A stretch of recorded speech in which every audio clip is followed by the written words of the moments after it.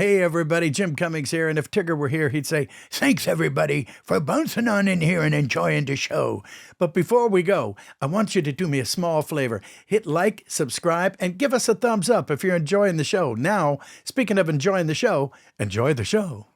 Welcome back, everybody, to another episode of Toon'd In with Jim Cummings. I'm producer Chris. How are you doing today, Mr. Legend Jim Cummings? Yes, that's right. I feel I'm having a very legendary day. Thank you for asking. Yeah, it is a great day, isn't it? It is, absolutely.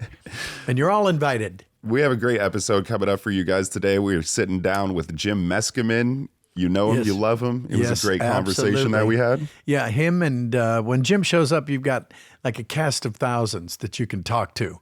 And they all say, and he's got the greatest impressions in the world. I'm telling you. Yeah, we think you guys are going to really like his impressions. They're really funny. We had a good time.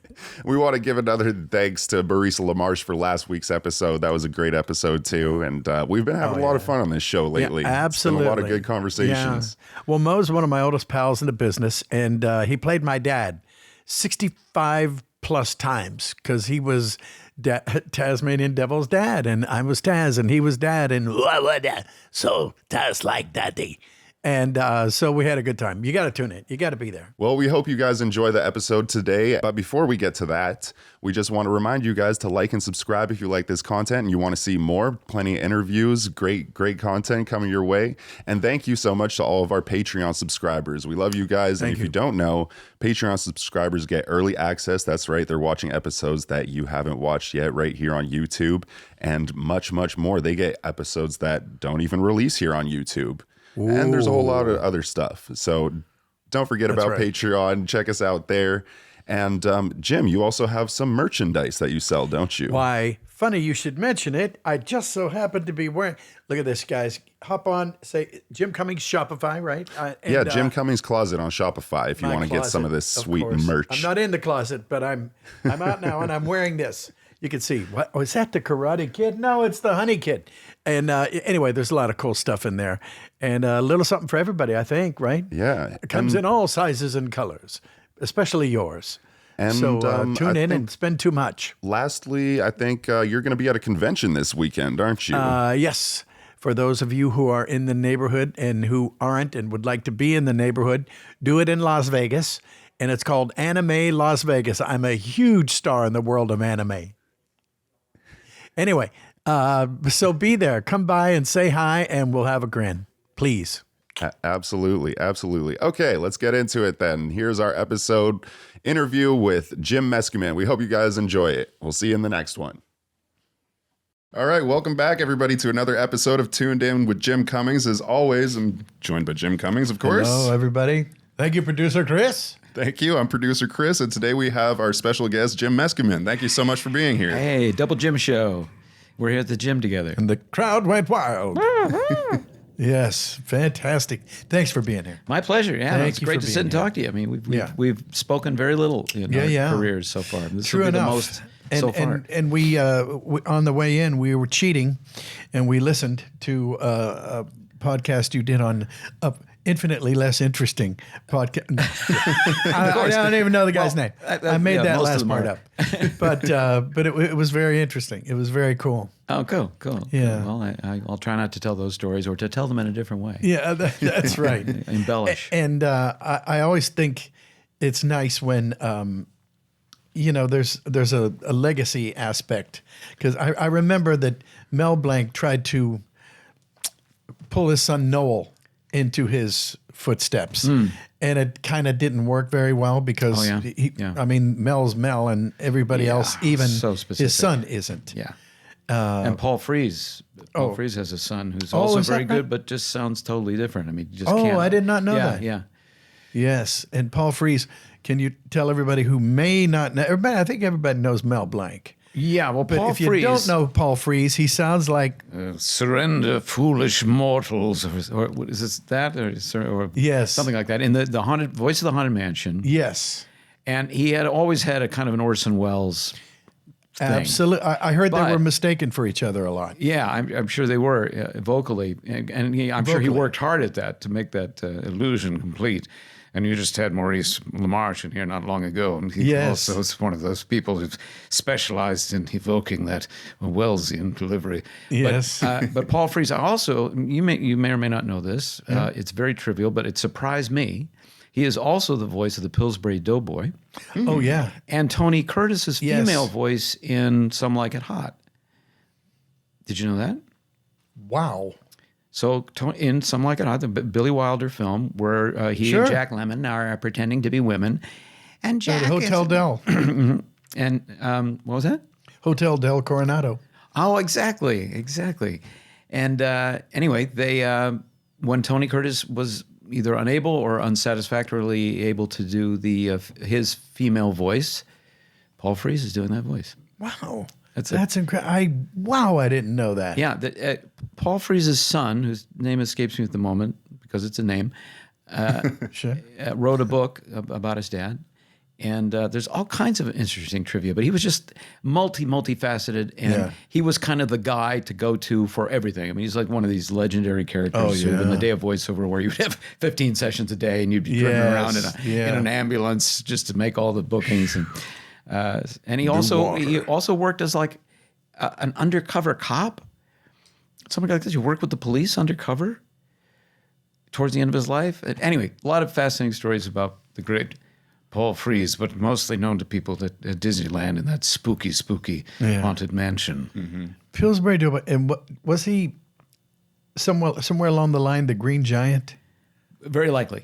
Very likely, yeah. A little bit of everything, yeah. I think he was the Horace Baddernoff, I think he was too, was he not? Rocky and Bullwinkle. Yeah. Natasha. Yeah, Moose and Squirrel. Get the moose and squirrel. Yeah, I think that was him. Yeah, I mean, it goes on and on. I've heard him. He did some ADR for the original Godzilla with Raymond Burr. You can hear him. He just pops up all over the place. He was just never not in front of a microphone, I think. Yeah. I'm a little bit obsessed. Well, he did. What was his one? Oh, The Thing. He was in The Thing, the original Thing with On camera. with James Arness. Yeah, was The Thing, and the one that Kurt Russell was not in. That one. And and I think he looked like a carrot, James Arness did, but he was on camera in that. And it's so funny because you're seeing this group scene, and all of a sudden he goes, "Well, now where should we go? He's got to be somewhere." Yeah. And you're going, "Ooh, wow," because it's so distinct. He's also one of these guys. This is turning into a show about Paul Frees, but the other thing I'll say is that he's one of these guys that got out of the Army, was in New York City, was walking down the street, and someone said, and he's looking for work, and someone said, "Hey, they're hiring people at CBS to do some things." That was that. Wow. Just very simple route into a major career. Jeez. So it's one of those stories voiceover guys, we love all that trivia. We love all those stories about people and how they got started, the Mel Blanc stories. And, now I'm unacquainted with how you got started. Now, what was your first big break? Well, it's really atypical. But for what it's worth, I wanted to do this since I was 5. I've said that before. Yeah. All the greats, by the way, are like that. Oh, yeah? Oh, well. They want to know they want it from an early age. They've got their eye on the goal, and that is tremendously potent. Yeah. I think so. But I didn't have an agent, but I worked at a Video Depot. When you were 5, you didn't have an agent? I was a video guy when I was hired. What's that? And when you were 5, you didn't have an agent? Well, when I was 5. But no, I think this is more like when I was 29, something like that. But I worked at a place, Anaheim Hills Video Depot, and one of our customers was Bob Starr. He was the voice of the Angels. And another one was another fellow who he ran a recording studio or whatever. And I said, well, I've got this tape. I made a audio, and it was a cassette. I didn't know. Yeah. And I gave it to him, and he said, well, I'm not doing anything right now. He did Dragon's Lair, which is a video game. You put in a quarter back then, a stand-up video game. Mm-hmm. And he said, well, arcade. And he said, well, I'm not doing anything. I'll hold on to it. And 2 weeks later, I get a call from this guy, Frank Brandt, God rest his soul. And he said, well, hey kid, yeah, I got this tape from my buddy over there, and I listened to it, and you don't stink. So would you like to come up and audition for something? And I said, audition? You mean showbiz? Jiminy Crickets. So I did. And thank you, Lord, I got that job. You came up from Anaheim Hills. Anaheim Hills to Hollywood? Or? Yeah, to Hollywood. Okay. And I auditioned for it, and he was very gracious. And I got the job. What did the audition consist of? Did they give you the script? Or? Yeah, they gave me a script. And they said to send a demo to them in advance, which I did. And they said, "Okay, you're at least good enough to get an audition." And I had the audition. It was Dumbo Circus, and it was people in costume. It was a continuation of like the end of the Dumbo the movie, and it moved on. Well, I ended up playing basically Timothy the Mouse. But the problem was it was live action, and it was some little people in costume, and some, like Dumbo was two people. One was the butt, one was the head. And the rear end of the elephant. And so they changed it to a lion. And I was Lionel the Lion, and I was Dumbo's best pal. And so that was my first job. Wow. And was it looping? Did you have to lip flap or puppet flap? No, that was a fortunate thing. We would record it, and then they would take it over to the set, and they had a green screen. Everything was green screen back then. And Dumbo's circus that they walked inside of and blah, blah, blah, was about this big, and they do the magic of, and that was my first job, and it lasted a year and a half. Oh my gosh. Like a weekly show? Yeah, and I went from making 400 something a week to double that. Hey, see? A week. So, a week even. And so I said, well, I'm doing this. I'm never going to move. I wanted to anyway. I mean, it was my goal. And by the time Dumbo Circus was over and we were done recording, I did have an agent, and I was doing jobs, and I didn't know that it was impossible to break into. In fact, the first audition I ever had, they used the audition. I said, they called me up and they go, well, you got the job. And I go, oh, that's great. When do we record it? Goes, no, don't worry about it. We're using the audition. I went, okay, I really love this business. I'm so going to do this. Oh, man, a home run. Now, where do I sign up for my next job? Can you just hire me again then? Something else? And it kind of did work that way. And but I ran into Frank Brandt, Caroline Hay, and I got the job as Lionel. And by the end of that, like I said, 65 episodes. Then I did have an agent, Sandy Schnar. For sure. And then I worked full time. Did that turn into a union job, or did you join the union right away? Yeah, it was. Yeah, it was anyway. Fantastic. Yeah, and then the rest is mystery. When was the last time you saw a residual check for that show? That's a good question. Years. 80s? Years. Yeah. Decades. Yeah. I've never heard of it. I don't know that it was this century. Yeah. I don't think it was. Yeah. What a great first opportunity. And after you've done 65 episodes of something, you must have a tremendous amount of confidence and ease in front of the microphone. And well, nobody told me it was impossible to break into, so I just, and I just walked in and, can I have another job? Sure. Yeah. And I thought that's how it worked. It did for you. Apparently. Yeah, it did. And I thank you, Lord. I'm just very grateful. Yeah. Well, Gratitude's a big thing. It's to that point, I think it's extremely important that people do understand, if they want to get in this business, that the tropes about it being a small, closed, difficult to enter field, obviously there's nuggets of truth in there, but Sure. I think that those nuggets become boulders if you concentrate on them. Yeah. And I in my own experience, I made it a point when I did hear that, and I heard it in New York when I first came to New York and to get into show business, and people would say, "Oh yeah, it's always the same 10 people do everything I do all the time." Yeah. And I would hear that and I'd go, "I've heard that so many times. I just know that's a lie." Yeah. It's a prevalent, held opinion. I'm going to completely disregard it. Yeah. And it helped to do that. Yes. Because I always tried. I didn't use it as an excuse. Yeah. Yeah. Well, that was wise. That was That's a smart thing I did, Jim. I did a lot of stupid things too, but that was smart. And, you know, I have to ask you, do people, when they think of you, do they think, of course they think actor, but do they think comedian? Do they think impressionist? Or do they go, yeah, they're all him? Well, I'm not a mind reader, Jim. I don't know what they I can't tell you. Or a mind reader. I'm sorry, I forgot that. What about mind reader? Yes, I knew you were going to say that. I don't know. That's great. I think I'm sort of buttered all over the industry, so I think people do.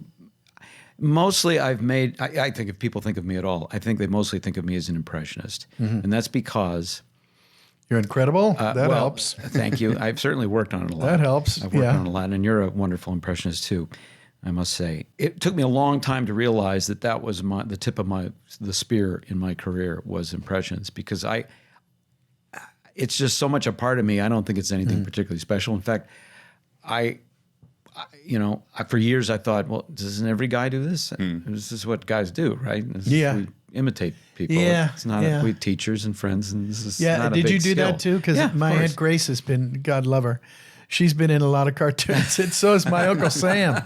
My Uncle Sam's always a dragon or the troll, and my Aunt Grace. What does your Uncle Sam sound like? Just Oh, Jesus Christ.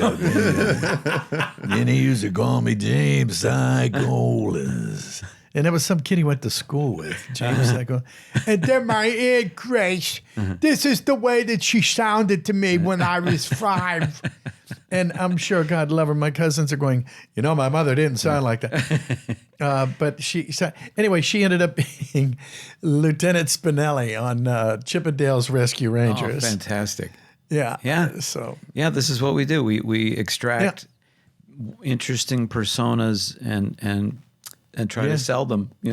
I've got lots of people in my life that I've tried to sell, and they haven't been sold yet. So they're still out there. But some I have definitely instituted. But mainly I've been doing, well-known celebrities and people on TV and movies and stuff like that. But so if people think of me, I think they think of me as that. It took me a long time to focus on that and go, oh, this is what people kind of want to hear from me. So maybe I better specialize in that a little more and market myself that way. But I was 50 before I figured that out. So maybe it all would have gone differently. But I've had different kinds of careers, very, very different, that didn't involve impressions and didn't even really involve voiceover very much or characters very much. How's your impression of Mrs. C? That's what I'd have to. Yes, my mother. Yes, that's your mother. Yeah, my dear mom, who I just saw a couple days ago, and she's 96. Oh my goodness! From Happy Days, for those of you that don't know, tell the world. Marion Ross of Happy Days, Mrs. C, the beautiful Mrs. C, who I admire more every day. The more I learn about what she's done. I mean, she was a single mom, raised 2 kids. Oh yeah, wow. Very determined to be to make it in show business. And I just recently learned. I'm listening to. We put her together with a ghostwriter a few years ago, and she penned her memoir, and did an audiobook of it. Oh. And narrated her own audiobook. Oh, that's. And so I'm listening. I never listened to it until recently because I thought I knew everything. Yeah, the whole point was my wife Tamara and I, we were trying to get her together with someone to record these stories because we knew she had these stories. She would tell us these stories. And we're like, oh my God, I don't remember all the ins and outs of this. We got to get her together with someone. So she did. It's called My Days Happy and Otherwise. Yeah. And one thing I learned recently about my mom, which I didn't know, was that she always did theater. Her goal was not to be a movie star. Her goal was not to be, she was born in 28, so she didn't have the goal to be a TV star because it hadn't been invented. Her goal was to be a Broadway actress and to do big plays. And to be, and she got into TV and film because she thought, that'll help me get on stage. I'll get better roles on stage. Oh my gosh. And I think the whole world thinks differently, doesn't it? Sure. I think, well, all right, I'll do a couple plays. I'll do, fine. Fine. Yeah, because it's a lot of work to do a play. Yeah. And rather unrewarding in a lot of ways. It's maximum labor, and you really run the risk of people not showing up, especially in this town. It's almost a joke. But she eventually, at an early age, did make it to Broadway. And Wow. in a play that didn't last very long, but she had that experience. And then later on, after she became a star and a known celebrity, she toured with Gene Stapleton and Arsenic and Old Lace, which started on Broadway and went all over the country. And but she would, even in the hiatus of Happy Days, she would do plays. And it was just like, I never questioned it. I never thought about it. Then as I got to be an adult, I was like, God, that was a lot of trouble. She wasn't getting paid tremendous amounts of money. You know, 8 shows a week, and she was in her 60s. And that's true. Yeah. wow. And she'd go to Seattle and do a long day's journey in the night, and go somewhere and go to Toronto and do one of the Neil Simon plays. And it's like, this just work. But that was what she really wanted to do. Anyway, I'm pretty crazy about her. Oh, yeah. Well, everybody is. Everybody. Did you work with her ever? Because she's done some animation. Mrs. C. Yeah. No, would that I could say so. She's SpongeBob's grandmother. Oh, In wow. some episodes of I don't that. think So I she knew knows that. Tom, Kenny, and those guys and Fred. Yeah. Yeah. Oh, that's great. Yeah. I can see that. Yeah. And the last couple jobs she did, I recorded her at my house, in my studio. Wow. I bet you do. Yeah.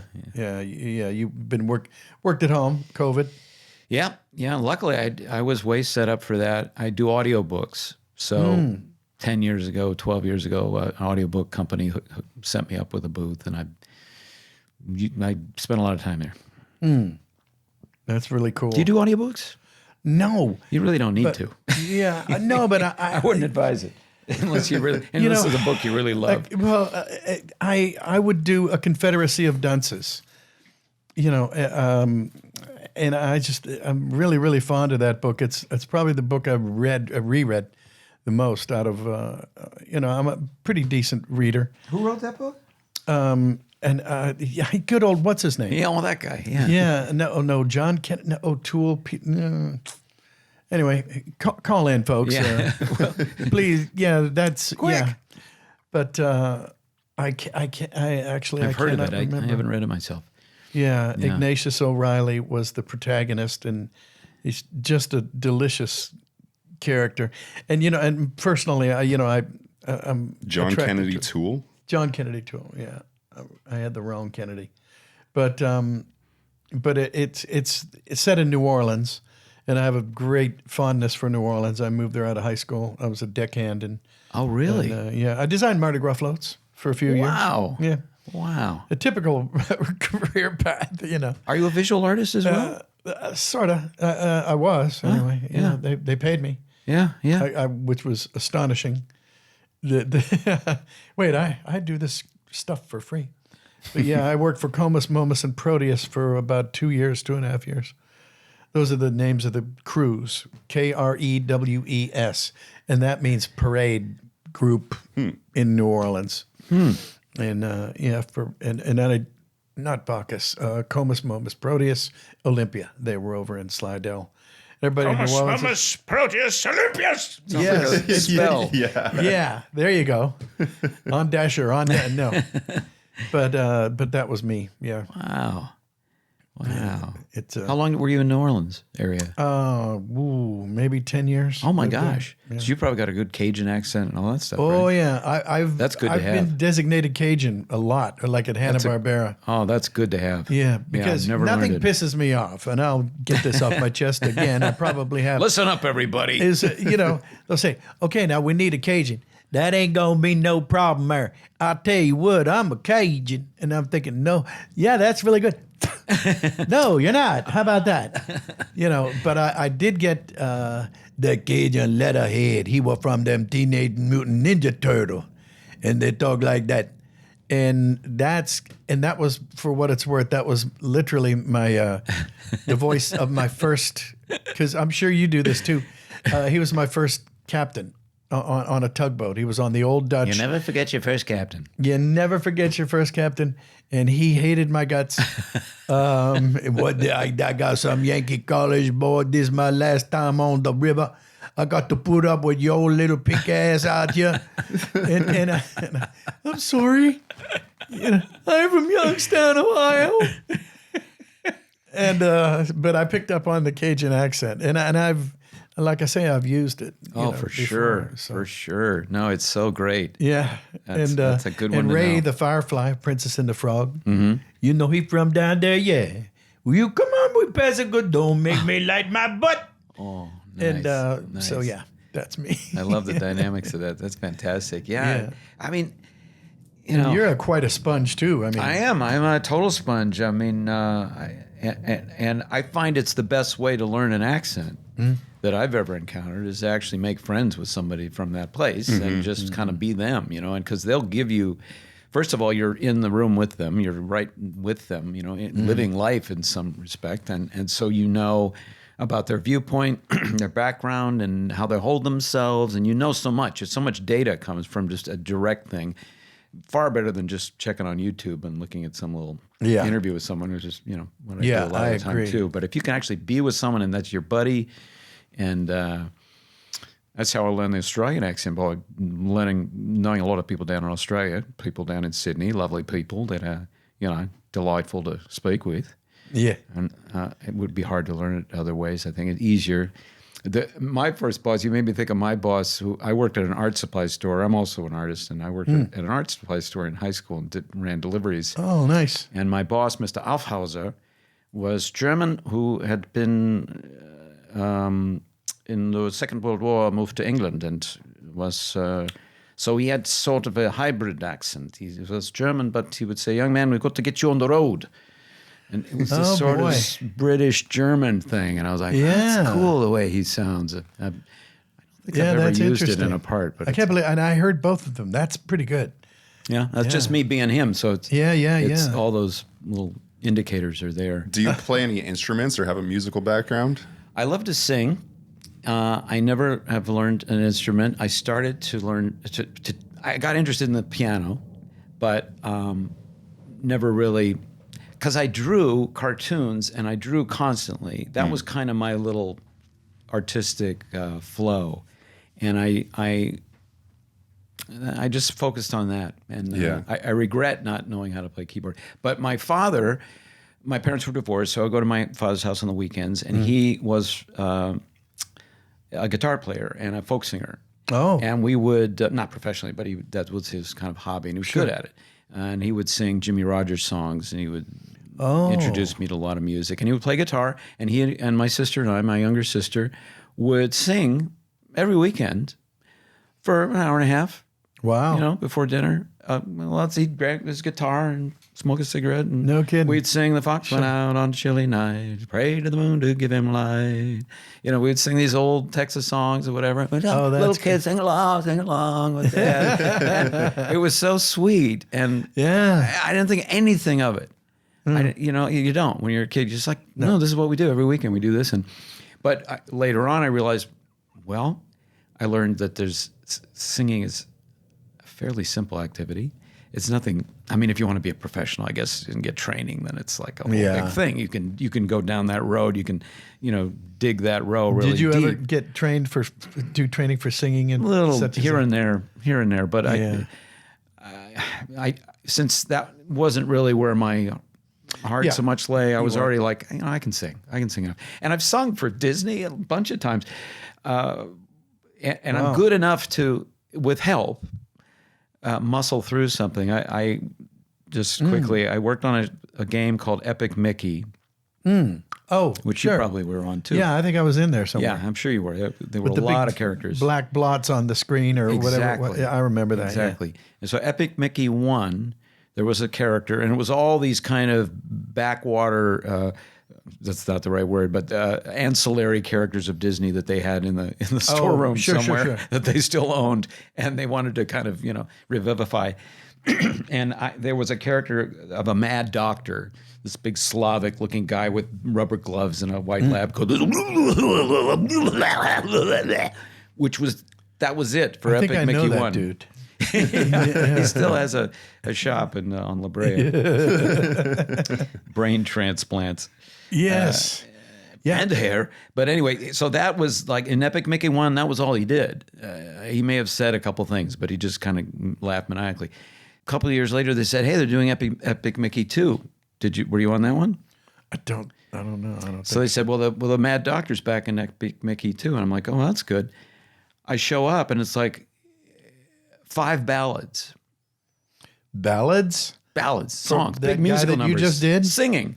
Ooh. And complex, like Sondheim-ish. So he went from to rather big orchestral numbers. Some enchanted evening. Yeah, like that. Like, So how did you tackle that? well, a bar at a time. I'm pretty good at remembering. Like, did they melody. want that gurgliness in the still and singing like that? But singing, yeah. So, which, that's something we have to do. We have to stress out our voices sometimes. But they had a piano track, and Ben Hoppy at Disney Character Voices helped me, because I don't read music. But I would have the music there, and I go, oh, I see. It is that same note. It is that same. Or it goes down a little bit. Okay, I kind of understand that. And I was like clinging to it, like a barnacle on the side of a cargo vessel, And we got through it, and they were happy. And the game did not do well. But later on, they sent me a CD. They said, hey, do you want to hear the soundtrack of the thing? Oh, that's cool. And then they had laid the orchestra behind me.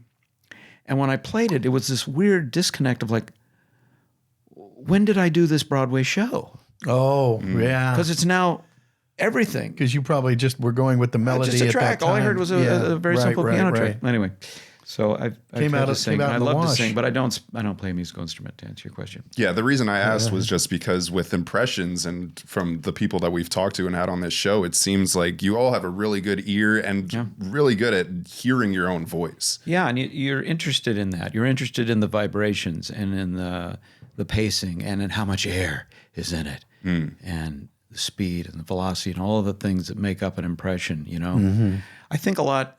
I'm sure you do this instinctively, Jim, as an impressionist yourself. Well, like Sterling Holloway, a lot of air. Sure. And also, that's right. also there's a factor that I haven't heard anyone talk about before, which is kind of like pressure.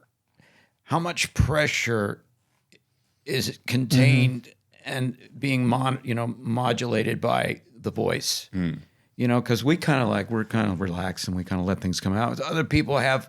I'm thinking of like Steven Spielberg kind of seems to have just a little bit of, it's a little bit under pressure a little bit. And the sound kind of comes out in little gusts. Yeah. And that's just something I listen for. And other people are like this, like Elvis Presley. It just was like a big loose balloon.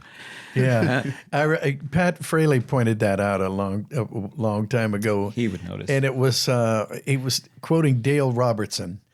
And Dale Robertson was a 50s, 60s cowboy actor. TV cowboy. And he would always, well, let me tell you, it's another old Western tale. And it was kind of like, okay, It's exactly that. Get this guy a Tums. Yeah. It's like, it's a particular factor of the instrument. I mean, we play this instrument. Yeah, that's right. Our lungs and our throat and the cavern of our mouth and changing, the depth of it and making it very shallow and all those things and pitch and rhythm. And I don't know, it's just, obviously we're interested. You were interested since you were 5. Yeah.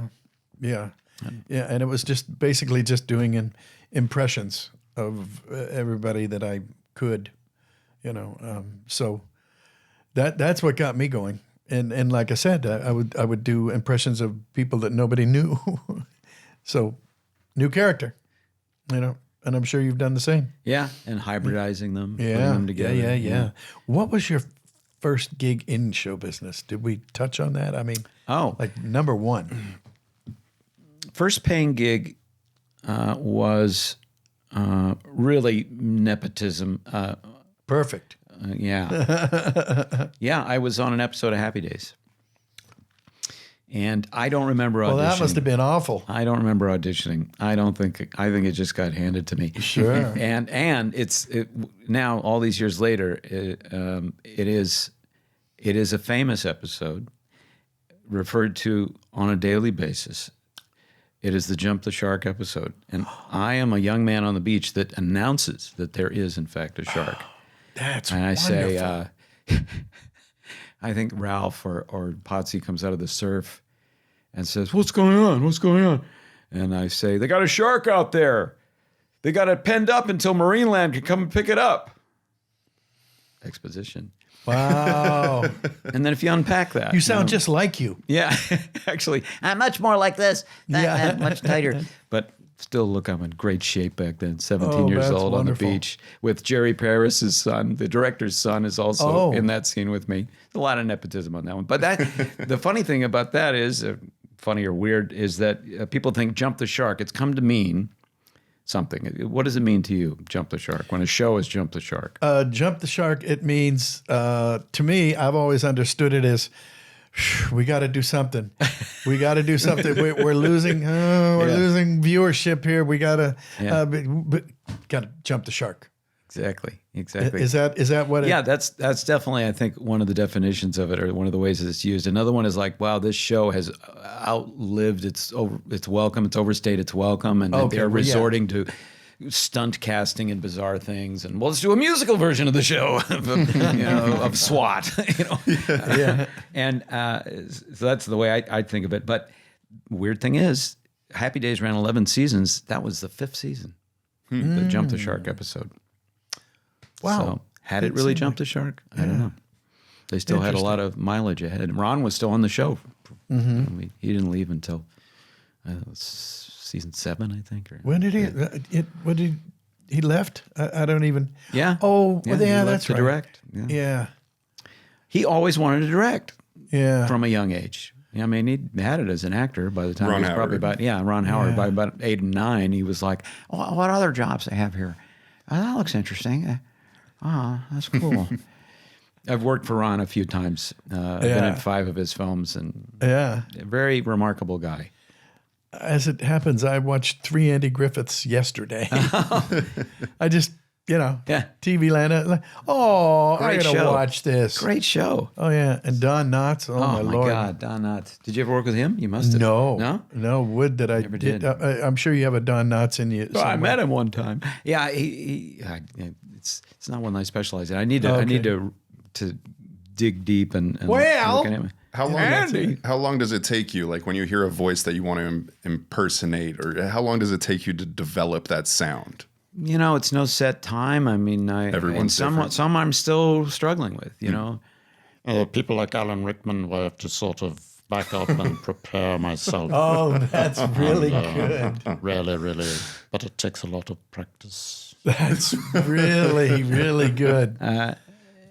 Some I listen to, because my agent every day or every couple of days sends me something. Can you sound like this person? It's not always someone famous. It's often someone they're just replacing in a little bit of a movie or a TV show because there was some grinding sound or or he had phlegm or something, he had a cold or something. Yeah. And so I'll listen to this person and usually within a few seconds I can go, okay, good age range. Yeah. It's like a Venn diagram instantly forms in my mind. Good age range. I know that accent and I see what he's doing, or it's like, oh no, he's 25. Forget it. What are you even asking me for? It's humiliating. Yeah, I've got that one. Yeah. I don't even try that. Someone under 40, I'm like, nah. Look, give me someone 80. Yeah, I'm all over that. Then I can do it. Yeah, I'm in good shape. Do you have favorites? Do you have favorite ones that you enjoy to do? Yes, well, I lately I really enjoy Sir Pat because there's something about the whole persona. You see, that's very, very. I mean, if I could spend all day acting like this, I think it would drive people in my family insane. But it would be very pleasant. Very pleasant. Yeah, I just saw Beauty and the Beast yesterday. Really? So I just, it's one of those things comes on and go, and I'm not in the damn thing, mind you, but it was really good. Is he in it? So, yeah, he's the, I think he's the clock, the live version. The live version. Did I see? I don't think I've seen the live version. Yeah. So it was a live version of the animated version of the live version. Yeah. Yes. And I think they have a musical of it too. I'm not even kidding. Yes. Oh, one ba. Yeah. I met David Ogden Steers one time, and he did the Cogsworth. Yeah, I did too. And also, And I met him one time, and I was like, God, I really admire what you do. You did the narration in the beginning of The Beauty of the Beast. And right in the beginning of the show, it says, and I said, you had this orchestral kind of delivery because it went places. Yeah. And he went, "Oh, that's very nice of you. Actually, I'm an orchestra conductor." I went, "All right." No kidding. Yeah. Wow. He He was one in of his things. Pocahontas. And I think I ran into him a couple times. So I was in it. But a hell of a guy. Yeah. Yeah. Yeah. Well, you remember very well the times when you and your cohorts and the big stars would all get together in a big recording studio and do the show. Mm-hmm. That happens very infrequently now. Yes, it does. It's too bad. Yeah, and I don't like. I never really did like it, and I don't even know. I don't remember when that happened, but yeah, all like Chippendale, Rescue Rangers, all the Disney Afternoon. I was in all of the Disney Afternoon TV shows, and it started breaking up. Well, when they got movie stars in, Right, because right. they can't. What time is it? Yeah. I can't Yeah. can't get there. So Yeah. pick me up separately, and then But I do. Oh, I can tell you this story. I hope I'm not boring because I've said it before. But in Aladdin, I was in the Aladdins, and Robin came back for the third one because the second one made money, and it was Dan Castellaneta doing the genie. Right. And he didn't want to do a direct-to-video, so he said, "Oh, no, not fantastic." And so he did the first one, not the second one, but he came back for the third one. And there's this scene in which my character, Razul, I was the big guard who, Princess, you will have to take it up with Jafar. I was that guy. And he decides, he snaps his fingers, and he's a prosecuting attorney, and I'm the witness in the stand, and he's going, "So where were you on the night, this and that," and I ad-libbed something, and they kept it, but then his line didn't work, so he had to come back in and do it again, and then we redid it again, and then something happened, and he goes, "Well, I'm sorry, but I will not be upstaged by a tertiary character." And he reached down and grabbed my toes and rolled me up like a blind, and poofed me off into oblivion. And Razul was never to be heard from again. Oh, my God. So I get to say that I was personally dissed by Robin Williams. You were evaporated. You were vaporized by him. Yes. Oh, my Feel God. free to applaud. Wow. Yeah, it's not everyone can say that Robin Williams gave them the finger. No. It's Vocally. generally has a pretty good reputation. I've been doing the Blue Genie for a long time, for after Dan, after Dan and after Robin. Yeah. But before Robin passed, but after Robin started doing Yes. did that. Yeah. Oh man, have you ever done a Simpsons? Just curious. Nope, never done Simpsons. Yeah. Nope. Yeah. Never done a Star Wars thing. Yeah, not that I notice. Yeah. Not that I would have. Yeah, I Okay, if they call. I don't know if I had time. Maybe. I really am kind of busy. Yeah. Squeeze them in Jimpressions. somewhere. Yes. Impressions. You want to tell us about that? Oh, sure. Well, let's see. Every now and then I put up a one-man show because it's been a successful thing You're for me to cast do. of freaking thousands. Why I'm a not? cast of freaking thousands, and people like it, and Yeah, I they can do it cheaply. And my wife has a theater; I can put it up there. And I did it at the Gary Marshall Theater last September, in honor, partially, of the 50th anniversary of Happy Days. So it was a good mixture, and I kind of leaned into my Happy Days experience. I told the story of jumping the shark, and being around that show and being around that set and those people from a very early age, and kind of, it was an unusual time, and so I had a unique perspective. And then I also, I sing. I do musical numbers, which I've created with my keyboardist, Noah Sunday Lefkowitz, and did some audience interactive stuff. And, I've been doing one-man shows here and there since the early 80s. And I like the challenge. It's super fun. People seem to like it. It's not hugely lucrative or popular. I've never done a tour. But it sounds like you really enjoy it. I do. And it kind of actors, especially ones that aren't maybe as fabulously successful, and congratulations, Jim, on your career. It's just inspirational.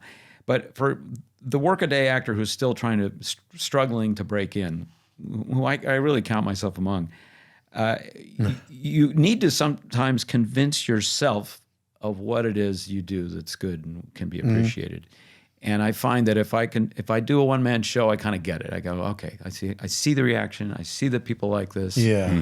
It is part of what I'm here to do. And Sure. I can always, there's really no excuse to not do it every now and then. So, I put it up, and I've got a fairly nice video of it now, too. If anybody's interested, they can go to jimmeskimen.com, contact me there, and I will send you the private link, absolutely free. Oh, there you can go. Watch it.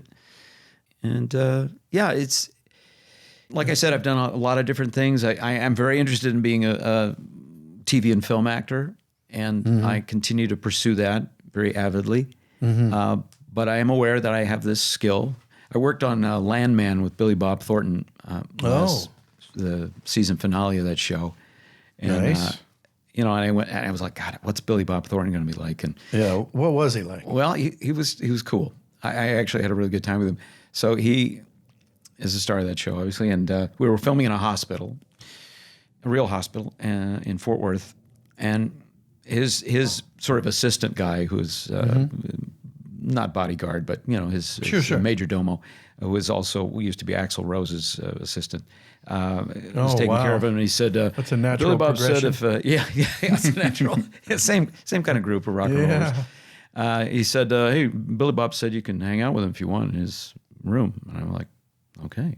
So I go in, and Billy Bob says, so I hear you do impressions. I thought, all right, we're going to get along. We're going to get along just fine. That is exactly what he said, too. So I dragged out all my funny, weird, kind of old movie impressions. Yeah. Feel like Burgess Meredith, feel like that. I thought he might the body. And it was great. I respect him as an actor a lot. I really like his genuineness and authenticity and reality and subtlety and all that stuff. It was interesting because his first big splash was Sling Blade. Right. And he successfully avoided the James Woods syndrome, because James Woods' first big movie was what was it? The movie where he played a horrible, incredible murdering killer type person. Yeah. And people didn't want him. Oh. And I remember Siskel and Ebert going, well, this guy's incredible. He's blah, blah, blah, blah. But I understand he's struggling a bit to get his next role, because people are going, nobody wants him in my office. I don't want him in my office. And, and so, I think he successfully avoided that. Quick aside, Billy Bob Thornton was my dad in a cartoon. Oh, my God. Cat Dog. Oh, really? He was Cat Dog. No kidding. Dad. No kidding. Yeah, now you can see the resemblance. Yeah, now I see. So, yeah, it's in the hairline, I think. Yeah. Yeah, who else would it have been? But yeah, that was my one little. He's quite a almost singer brush. too. He's got a band, the Boxmasters. Yeah. They tour around. He told me that he thinks of himself more as a musician who acts, No kidding. but he's really good at both. Yeah. Yeah. We're not worried about him. Not worried about Billy Bob. They call him Bud. The group does. Anyway, Calls him Bud. Bud. Yeah. Bud. So next time you see him, folks, Call him you're Bud. in the inner circle. That Bud's That's for right. you. Hey, Bud. And he'll say, Yeah. Who are you? And he'll say, who the hell are you? I get that a lot. Who the hell are you? Or who do you think you are? Yeah. I think I'm Mr. Lucky. I wanted to ask you about growing up with a parent that's on TV and a celebrity. What was that experience like growing up? Because I had a similar experience, not to the same degree, but my dad was an actor and on TV, and me personally, and we've had a few other actors on this podcast who have had, famous parents or whatnot, continued on their legacy, so to speak. But I want to ask you, did you feel pressure at all? Was there pressure to be an artist? I heard you say that your mom encouraged you to be artistic, but did you feel any pressure? Did you feel, just what was that upbringing like with that dynamic? As you know from your own experience, there's something special about having a parent who's on TV, even if they're just the guy, Sure. Make-tag repairman. Yeah. There's an ascension that seems to happen. It is almost as if this person who we see every day has entered a new universe, and they've somehow made it through this membrane into this other world, and you're like, oh, you're a little immortal. You've got some immortality, that you've achieved. So before she was a famous person, she was always a working actress in my youth. And but for grown-up shows that I didn't watch, like Mission Impossible and Ironside and occasionally. I think she did an episode of The Brady Bunch. And so I felt a little bit special there, but we were pretty broke. So I didn't feel tremendously entitled. But when Happy Days was a situation where the show had a very, very slow ramp to fame. Really? Yeah, very, very slow. In fact, bizarrely slow, almost so slow that it wouldn't have happened because they did the pilot. Gary Marshall writes about this in his book. He's got a wonderful book called Wake Me When It's Funny. And he wrote that they did the pilot. We did the pilot for Happy Days, and it didn't sell. ABC didn't buy it. So they put it on the shelf at Paramount and they let it sit there. Then at the same time, George Lucas, a filmmaker named George Lucas, asks the casting director, do you have any footage of Ron Howard in a kind of a 50s look for this movie? And they sent him the Happy Days pilot. And he looked at that and he went, well, I'll put Ron Howard in American Graffiti. American Graffiti then, I mean, there's a lot of time involved, right? So it's the casting American Graffiti, shooting American Graffiti, releasing American Graffiti. It becomes a hit. Then Michael Eisner at the time went, don't we have a pilot somewhere with Ron Howard in the 50s sitting on the shelf? And they dragged it out and they put it on the air. Interesting. And then it became No kidding. popular, but not crazy popular. It was still one camera. And Fonzie had a gray coat. Fonzie had like a windbreaker. A windbreaker, yes. Didn't have a leather jacket. There was a lot of talk about that. Yeah. And like, should he be a hoodlum? That's the point. He's a hoodlum, Yeah. And then when they went multicam in about season 3, then it became a hit. So it was this slow ramp up. So my mom was like, from my viewpoint, it's like, mom has a job. She got a pilot. Oh, it didn't sell. Now she's now she's doing commercials and she's doing whatever. And Next thing we you don't know. have a lot of dough. And then they're going to put it back on the air.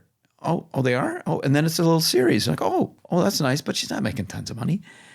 First of all, the women didn't make what the men were making anyway. That's right. That's right. She didn't make what Tom was making, Tom Bosley. He was making 3 times what Marion made. Wow. No kidding. Yeah. And then it built, and she began to actually be popular, and it was a hit. And then we started being able to I think she could relax as a parent and as a breadwinner. And I think there was a certain point 5 or 6 years in where her accountant said, you should spend some money. Yeah. You're losing the money in the bank and you're losing opportunities. You're giving it to and your then, uncle. And then she started adopting, I noticed this kind of, not avariciousness or anything, but she got a little looser and she would buy things just because she liked them. She would, and then she would buy things that she really should have shopped around a little bit more, but what I mean? Right. She could have got a better Right. deal, but whatever. But she liked them. She would go in and buy a car off the showroom floor, for example. Oh, boy. Things like that. Because she could. Because she could, and there was absolutely no negative effect at all. Yeah. So, Yeah, that'd be a tough one to find a negative in that. so but for me, you're asking about was it weird and were there pressures? I was confused by it all because it messed with me a bit because once the show got really popular, there was just tremendous attention on those people, that show, my mom, and it had nothing to do with me. Yeah. Did it make you want to do the same thing? Who would not want that attention? We're so close by. It was like, Sure. It would be like there's a conveyor belt full of gold coins going by. Yeah. I'm so close. Can I go get some? Yeah, Well, you didn't no, want to be Pete Best. No, I didn't want to be Pete Best, Pete Worst. I wanted to. Yeah. But I didn't understand my own attraction to it either. I was a little bit suspicious, a little bit insecure about it. I was like, is it because I love acting? Or is it because I want the attention? And it took me a long time to resolve that. Well, it's kind of a little both, huh? And it's a little of both, for sure. Yeah, but it took me a lot to make my peace with it and actually pursue acting took a long time. Yeah. Because I also really wanted to draw and paint. And I went to school for that, and I've studied and went to Spain and studied painting. And Yeah, I got wanted very to good ask you at about that. your time in Spain. What was the Yeah, I was studying incentive there? I went to Santa Cruz University, California University, and I met a Spanish artist who was a visiting artist there, and he was a real he really stood out. He was at that school at that time, and probably a lot of the schools, they were painting. If you wanted to learn how to be a painter, you wanted to be, and they wanted to teach you how to be an abstract expressionist. You splash paint. Technique was Right, nothing. yeah. You know, it's all about talking about it was much more important than doing anything.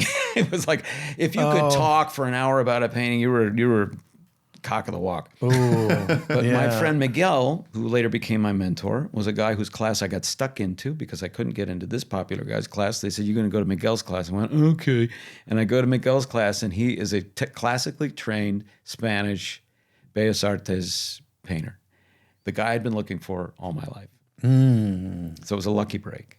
Oh, wow. And he started to talk, and I went, "Holy crap, I'm in the right place." Yeah. And I studied with him for 3 years. He invited me to go to Spain. I went a couple of times to Spain, studied old master techniques, learned everything really, a lot of the fundamentals. I mean, it's a lifetime thing, really. But Yes. I learned enough to be a painter. I did not learn how to make a living as a painter. That I did not learn. But I was interested. I And tried a bit. Were you the guy with the palette? Oh, yeah. Right? You had Palette. the whole... Palette, the beard. Yeah, there you go, yeah. The stains on the And you almost have a beret on now, so that's a good I sign. wear a beret when I can. Yeah, I Yeah, absolutely yeah. still wear a beret. They wore them in Spain. It's a very European thing. But Yeah. and I'm so grateful for that time. It was very arduous. Anytime you study anything to a classical degree, singing, musical instruments, painting, freaking ballet, whatever. Yeah. You learn so much about existence. How to make this do that, how to make your hand do something, how to make your voice do something, your diaphragm do something. It's not natural, your ankles dance in a way, your toes do shit that it shouldn't be doing. And that you carry with you your whole life, I think. And it informs everything, whether you actually do it. Very few people do. I'm sure, all the people I knew that were studying painting, very few of them actually do it. But they learned. No kidding. Yeah. Wow. See that? Because it's like voiceover. How many people, I was thinking about this on the way over. No. I'm sure you get this all the time too at Comic-Cons and things, people saying, "I'm really interested in being a voice actor." Oh. And they ask you questions and you give them advice and stuff. Thousands of people. Sure. Because they look at it and they go, I have an affinity for that. I think that activity is beautiful. I like that language. I like those images. I like, there's all these things to like about it. And I like that part of the culture. It's sort of safe and kind of fun and kind of everybody wins and it's colorful. And I remember it from my childhood. And they got all these reasons why they love it. And they think, and I can kind of do some funny voices. Yeah. But Yeah. will you pursue it? That's the question. And how many people actually do? Yeah. Of the people that we've talked to just casually at Comic-Cons. Oh, my gosh. A very small percentage of people actually, Yeah. and you're surprised, aren't you, when someone says, "Well, you know what? I got a job and now I'm on this show." You're like, "You are? Yeah. You actually followed my advice?" Yeah. There was, about 10 months ago, I was at a Comic-Con. You might remember this. I remember this. Yeah. Yeah. And there was It was that anime guy, right? Yeah. Yeah. Yeah, and a young man, and he had a table next to mine, and he had a pretty nice crowd of folks that came up. Anime is a big deal, Huge. Yeah. Yeah, it's not my thing. You're in obviously, that world a little bit, though, right? but I am that. Yeah. Yeah. Well, I think I did like 2. Yeah, anime that's enough. things, but I'll get under that cow and milk it. Believe me. Halfway through the day, or like from Friday to Saturday, he said. And he was so shy. He was such a sweet kid. I say kid, he's in his 20s. And he said, "I just can't believe that I'm getting to be here next to you." And I go, "Hey, man, I'm happy to be here next to you too." He goes, "Well, yeah." And anyway, you told me what to do. And I said, "What? What's that?"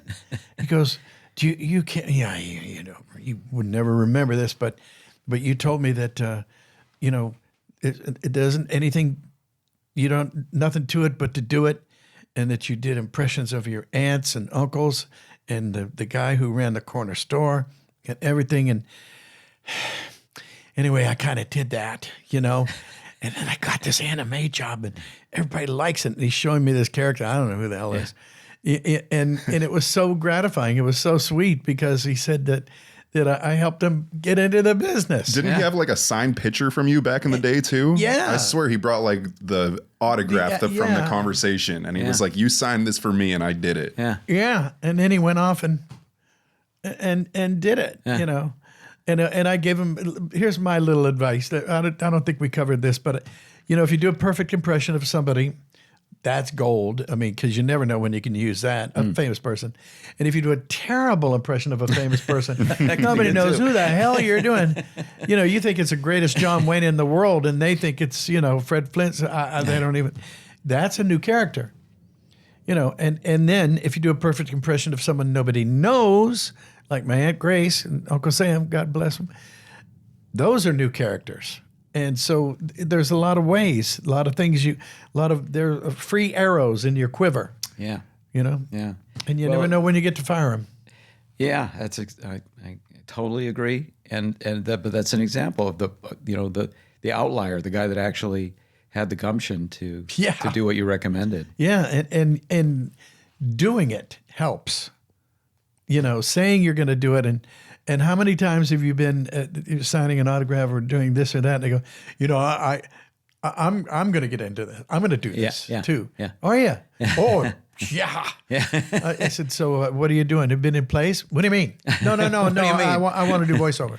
I go, okay. Well, I was in a freaking 100 plays as a kid. And he goes, oh. Do you have to do that? And I go, can't hurt. Yeah. Damn it. It is an acting profession after all. Yeah. And Jess Arnell, I give him credit every time. He says, if you want to be a voice actor, what you have to remember that it's a small V, but a capital A.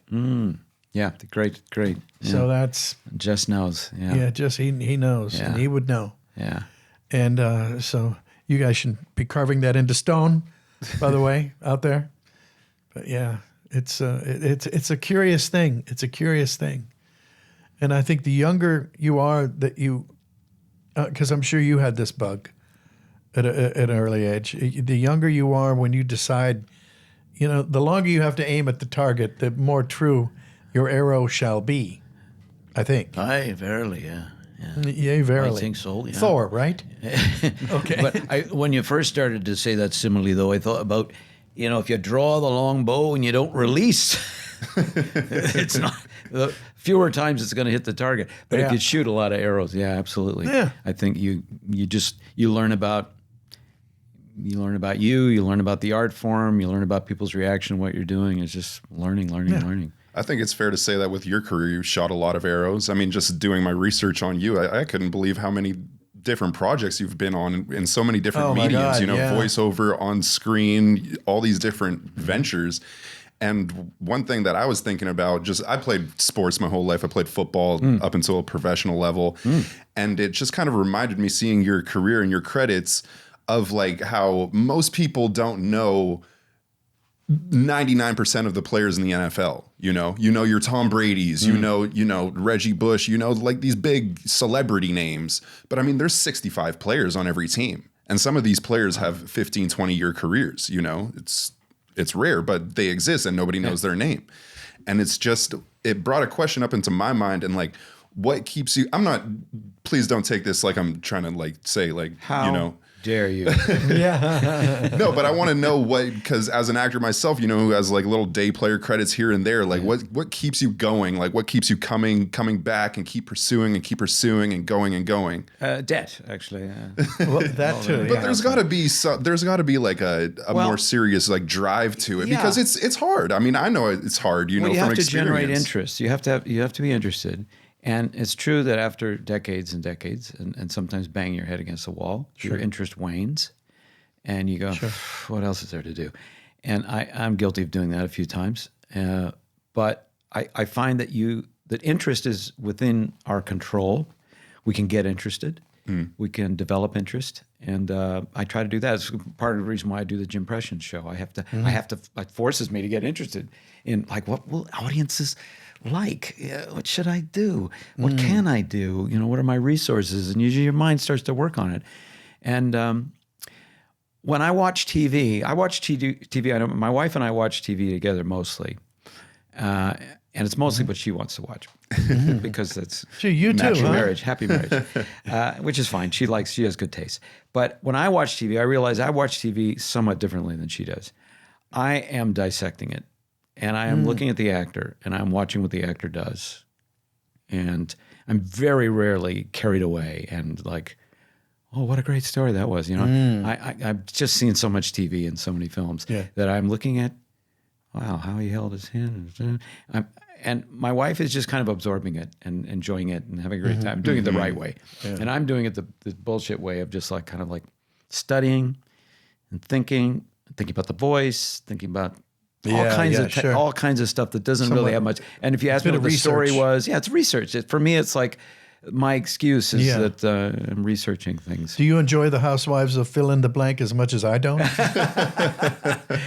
Oh no, my you can wife ask me likes anything about any one of them, and unfortunately, I know about all of them. My wife likes to watch British. Detective shows where it's a small town and the vicar's involved somehow and they solve things. And there's one that a nun. There's a nun. There's one called Call the Midwife, which is all about babies and being born and nuns. And I think my wife really wants to live in England, and so she'll go there, every couple of nights and watch a British show. And I do like England. I'm a little bit kind of. But but I'll watch. We've been lately watching the films of Mike Leigh. Have you watched Mike Leigh films? Oh. British film director. Oh my God, he's fantastic. He's a director. He's a director, and he creates movies in a completely bizarre way. They are fantastic. The best British actors all are dying to get into Mike Leigh. He's like a Woody Allen without the comedy. In terms of who wants to be in his movies and who will work for scale, and a great personal risk. They'll be in Mike Leigh films, and we like those a lot. Well, I'll have to send my reel to him and then not get hired. I can't wait to not get hired by this guy. Mike Leigh. Okay. Very good. We talked about it briefly before the podcast, but I want the viewers to hear your story about becoming the Colonel. Oh, yeah. Well, I did Colonel Sanders for about 7 years for a KFC outfit. And they're a mighty nice bunch of people. I love the Colonel character so much because he's just so full of beans and such a throwback. Oh, yes.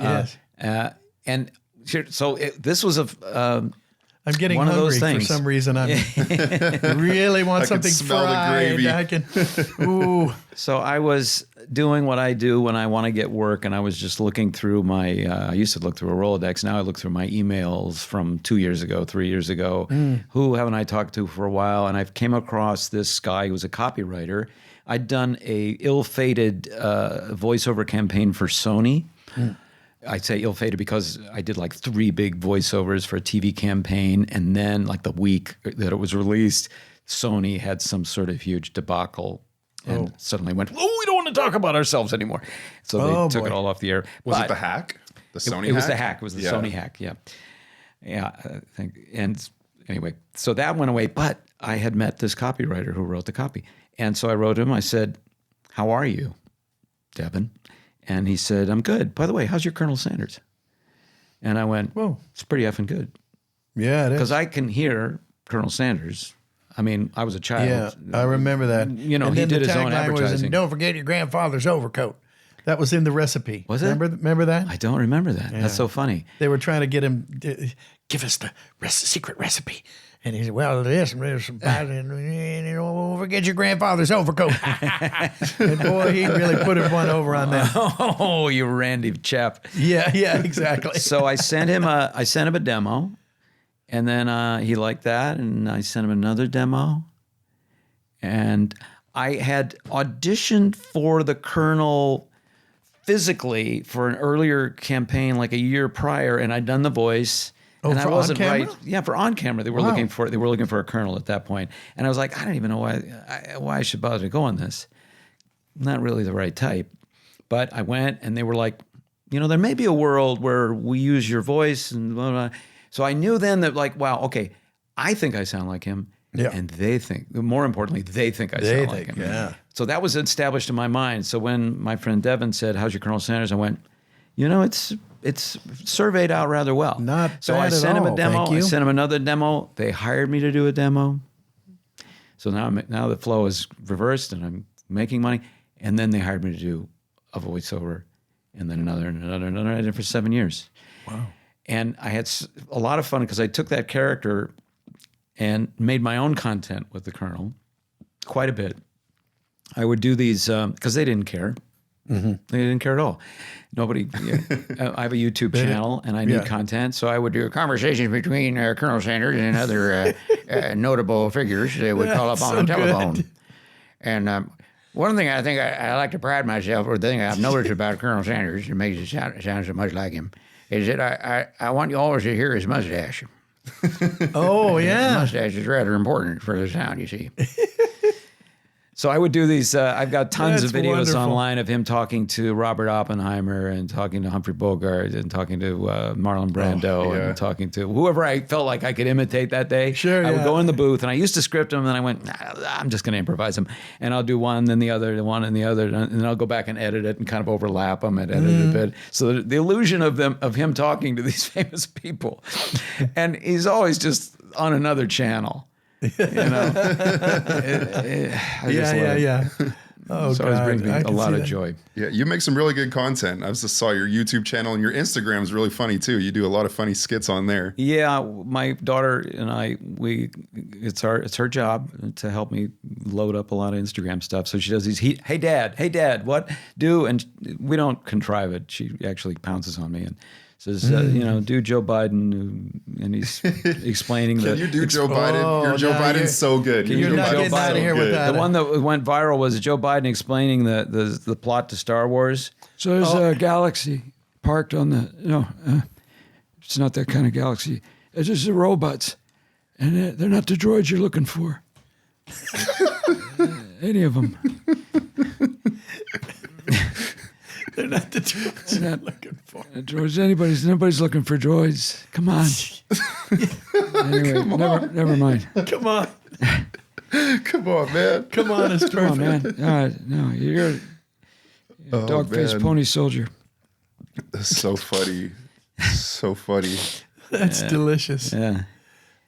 Yeah, you do all the presidents so well. I saw a little video and you're doing all the presidents. I was like, how do you, it's just like, you don't even have to introduce yourself. You're so good at it. It's just, most people say their impressions and like, turn around. I'm Arnold Schwarzenegger. It's like, okay, we know who you're trying. I do a fair amount of that. But the presidents are so ubiquitous. We hear them whether we like it or not. And, is Donald Trump with us by any chance? Donald Trump for sure. I noticed recently I don't do a lot of Trump because there's so many guys that do a fantastic job. They're fantastic. I don't, I think I'm middling. But one thing listening to him recently, I'm like, he always sounds a little mournful. There's a kind of a mournful thing. And we're going to do a great job. Everything's going to be terrific. Yeah. It's kind of a little bit at odds. Yeah. Right? This is kind of ennui. And do you hear the music? Because whenever I've to done the music that, of it. Yeah, I think there's music in that. 100%. For what it's worth, when I don't do impressions, I'm damned if I'm going to do it in front of this guy. but when I do, there's always, like John Wayne would be. Well, I can tell you one thing, and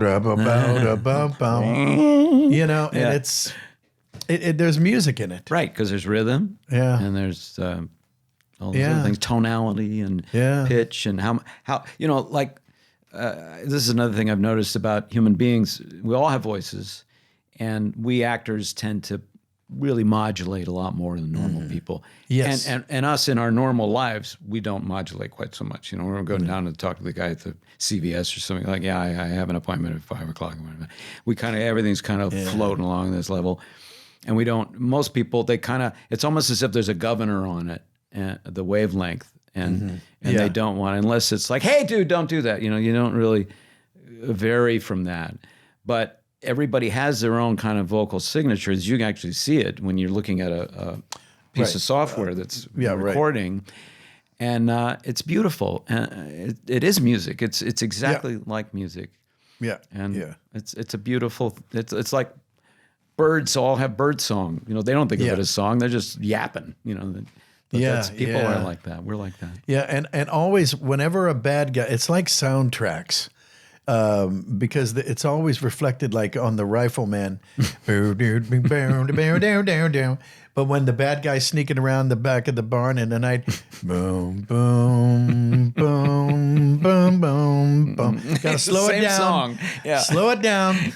Minor key. Minor key. Yeah. Gotta be in a minor key. That's how you know the shit's gonna hit the fan. Minor key.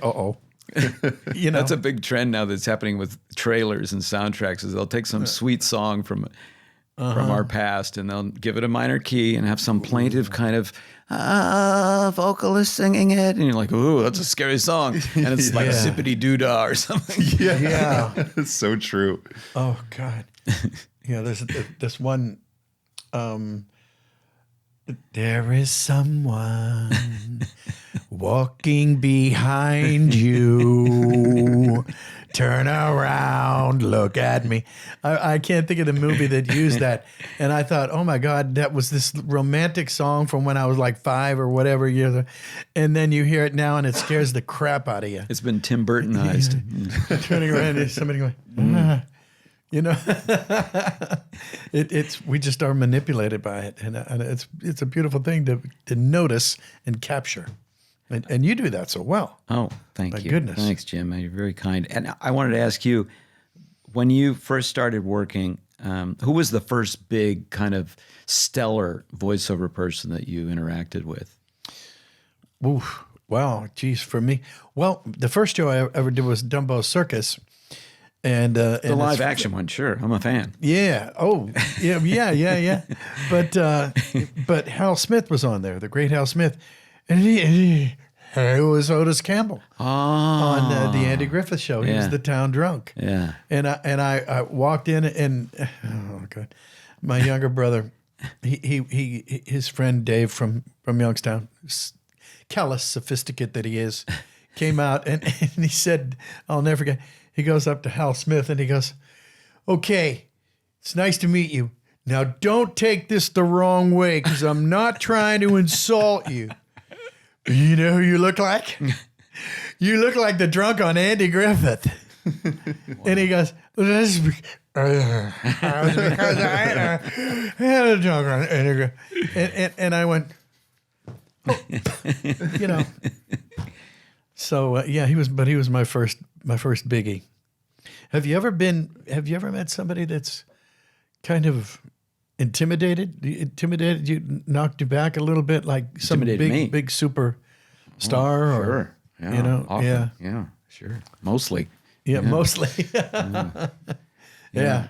I get that with my mailman. So.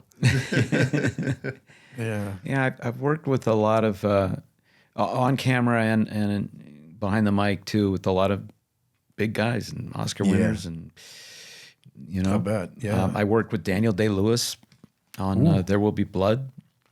I worked on that for a couple of days. And that was awesome. That was interesting, Beautiful. He's a pretty good voice guy. Oh yeah. I mean, the Gangs of New York. Yes. Oh yeah. To me, it sounds like he's doing Robert De Niro in that movie. I'm just saying. It seems like it a little bit. But he we didn't. I had such a small part. I wasn't allowed to look at the script of There Will Be Blood, but I could see my pages. Right. And it was the scene where he comes in, and the very start of the movie where he comes and gives an appeal to a bunch of townspeople to buy their land, and he gets, they shout him down, and he goes off in a huff, and he's there with his son. Mm-hmm. And I didn't know much about the story, but I'd heard from the casting person that it was based on a book called Oil by Upton Sinclair. So I read that book because I had a lot of downtime, and it's a great book. And I discovered later that at about page 70 in this 500-page book, the movie and the book go like that. He doesn't become a psychotic. They are no longer. It's like a whole nother book, but it's cleaves very much to the original up till about page 70. So I was in that early page 70 period. So I had no idea that he was gonna, the character was gonna go the way he went. But when watching him, because I watched him do that speech, it's a long speech. It's his first long speech maybe the first utterances that you actually hear, because there's an awful lot of silent stuff in the beginning of it.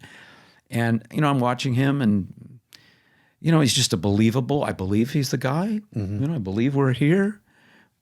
We did it over and over again. I'm like, yeah, that's the way to do that. It's very sensible. Yeah. It wasn't like, there wasn't a lot of histrionics or fireworks or technique, or it was just like, no, yeah, that's simple. Just that's really good.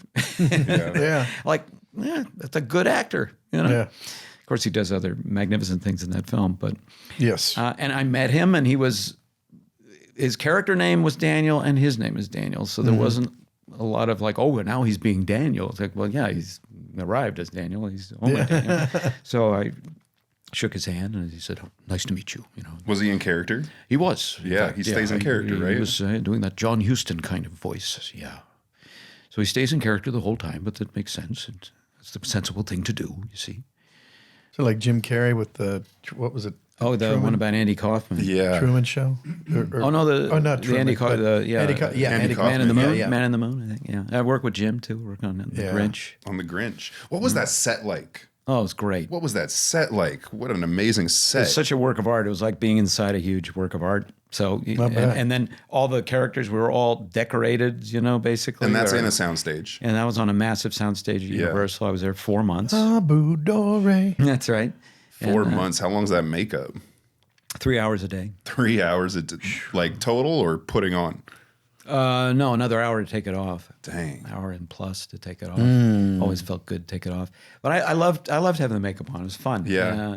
They do Some of the hide behind. Yeah, and you could manipulate. I learned how to like move it around a lot because my nose was up here, so you could do. It was kind of puppeteering with your nose, and amazing actors. And there's a skill that's yeah. Were you around Jim a lot on set? Yeah, fair amount, but he was not having a good time. No, unfortunately. Well, that makeup alone. Yeah, he had these full scleral eye caps. Ooh, because his eyes were yellow. Yes, that's right. 2 sets of choppers and yak fur and prosthetics. Oof. And he was just in pain. It's well known. He talks about it a lot. So, I understand why we didn't all pal around. Yeah, he wasn't friendly because in between takes he was kind of seething. Trying to get through the day. Get this shit off of me. And one day I came to work and early in the morning always because we had to do 3 hours of makeup. I came to work on Universal a lot and I saw the Grinch walk by and I could tell, well, that's not Jim because Jim's taller. That's probably his stunt double, Pat Banta. So I go, hey, Pat. And the guy says, oh, no, it's not Pat. It's Ron. And this was the day that Ron Howard was, Jim had been complaining about the makeup and stuff. So I decided one day I'm going to come in, do the full makeup, and spend the day and see what that's like. And he did it all day long. And at the end of the day, he went, yeah, I see what you mean. This is pretty fucking awful. Richie Cunningham sitting there going, I get this it. is agony, yeah. This is agony. Yeah. But again, that's Ron Howard. I don't know another director in the world that would do such a thing as that's that. so funny. Yeah. Oh my God. That's so. Do people know that story? Do you guys know that story? I've never heard that story before. No, I've never. That's hilarious. Oh, that's in your book. Man, that's good. That's amazing. Yeah. So it's been an interesting career. It hasn't gone at all the way I thought it would. I never thought that I would be like mainly being an impressionist. And these days, I don't even know how long it's going to last with AI. I know a lot of my work is going to go away, like sound-alike stuff and ADR, quick spot things. I mean, they'll be able to. Really, you think so? Absolutely. I mean, I would. I mean, if I was a producer and like we need Colin Firth to say, "Come on in," like, okay, well, I think we can. That's. Ooh. That's that we're not too crazy about all that stuff, are we? No, of course not. But it's a tool, and I'm think about it all the time. I think about it every day, and it does put pressure on actors to be more better, more original, To be more. because an AI doesn't be have your ant. Irreplaceable. Yeah, to be creative. And so Yeah, and hopefully they don't ad lib. Hopefully the AI doesn't ad lib. Ooh, it Because must be I live and die nightmarish. on those, I think. Yeah. I watched kind of. a 20-minute video on YouTube yesterday about how AI cannot draw a full glass of wine. Oh, I saw that. Yeah. Cannot do it. Yeah, it has Cannot little draw a full glass of You can wine? ask AI to draw a full glass of wine filled to the brim. It will never do it. It cannot do it.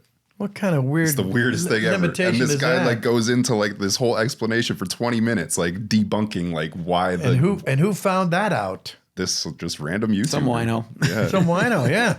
You're not a random YouTuber. I'm going to link your video actually in this video because you deserve some credit. That was a good video. Yeah. Jeez. But it's fascinating. It's like it seems like it's so capable and then so deficient at the same time. Right. Yeah. But yeah, it'll be interesting to see how all that plays out. But I'm not a big believer. I think it's vastly overstated what it can actually do, but only time will tell. Yeah, for certain effects, it's very good. And for other things, it just will always be inferior. Yeah. I mean, this is what I was thinking about earlier. It's like, people have talked about, well, Photoshop came along and it didn't destroy photography. It didn't. And it go back further, this never happened, but you wouldn't say, well, ventriloquism is just going to destroy entertainment. Because look at that. This is a guy, he can put a voice into a non-living thing. And it makes it look like a living thing. I mean, that's it. We're done. Because now we'll just always be able to have dummies and people providing voices for it. Well, not really, because we get a little bit of ventriloquism, we're fine. I'm good now for a year.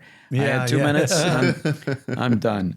But because it's all drawing, so with the AI, we're drawing and scrubbing from things, and it's not really original, and it's a lot of plagiarism, and it's stuff we've seen before. That's why it's there, and so it has that limitation. That is And when I see the things on Instagram pop up, and it's like, wow, look at this, it's Star Wars, but 1950s, and you're like, wow, that's really interesting.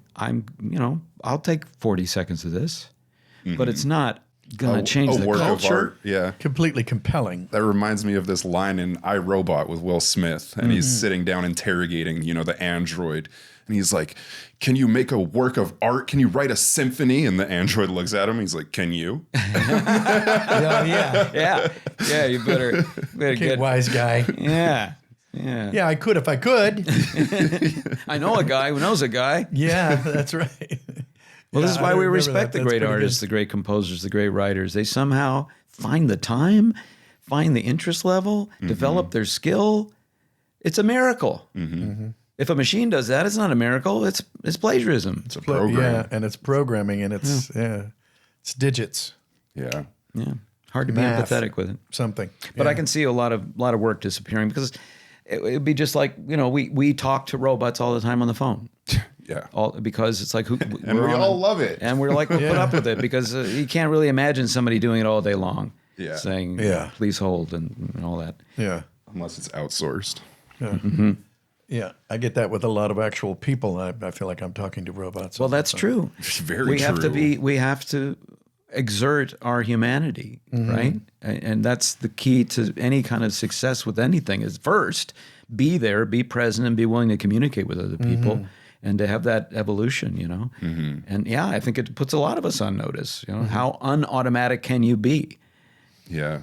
Because the more automatic, like this is why marriages go bad. Because the husband or the wife is kind of like, oh yeah, I'm married, and it's just going to run, and I've done my bit. I paid the bills and I bought the ring. No, that's just the entrance fee. That's just Skynet letting us know they're listening. Skynet. Oh, yeah. Skynet. I didn't mean it. Is About that them? AI. I did not mean it. AI is the best thing I can ever. hear them. Yeah, the Smart Hub notification pops up on the TV for you guys confused at home. It's very suspicious. Pay no attention to the man behind the curtain. But did you have anything you wanted to advertise or plug upcoming that you got going on? Nah, not really. Visit my website, jimmeskimen.com. Send me an email. You have a class, don't you, if I'm not mistaken? Oh, no, it's not really set up yet. No? No, I did a bunch of online videos, but we haven't figured out how to host it properly yet. Okay. So one of these days, though, stay in touch with me. Get on my mailing So list. yeah, I was Sure going to thing. say, You stay know. tuned. Yeah, stay tuned. Exactly. Follow you on social media, of course. Yeah. You Yeah, guys I'll- have to. It's actually really funny. Yeah, at Jimpressions on Instagram. I'm on TikTok. And I've had a lot of success there. Not monetarily, but I'm told I've made like over $8 on Instagram. So I just Oh, really? don't know how to get it out of the See, now you're talking. thing, though. Yeah, now we're talking. Oh, man, that's great. And I'll do my one-man show again. And I'm working on a screenplay, and I'm always just trying to... Well, Do you have please. any co-stars? Oh, that's my really funny joke. Well, that's great, man. That takes a lot of guts. I've thought of that every 8 or so years. I think maybe I should do a one-man show. Ooh, no, that scares the crap out of me. Oh, So that's kudos. a good reason to do it. Well, you got a Hats off. ticket sold. If you let me know, I'll be there for sure Okay, because I great. love Yeah, seeing please. that stuff. Yeah, I mean, you can start off. I think start off modestly. Do something for friends, and then No, I mean, I build want it to up come from watch there. you. I'm not going to do it. Yeah, I'm not built for I'll that. bring you on stage. It's fine. yeah. No, please.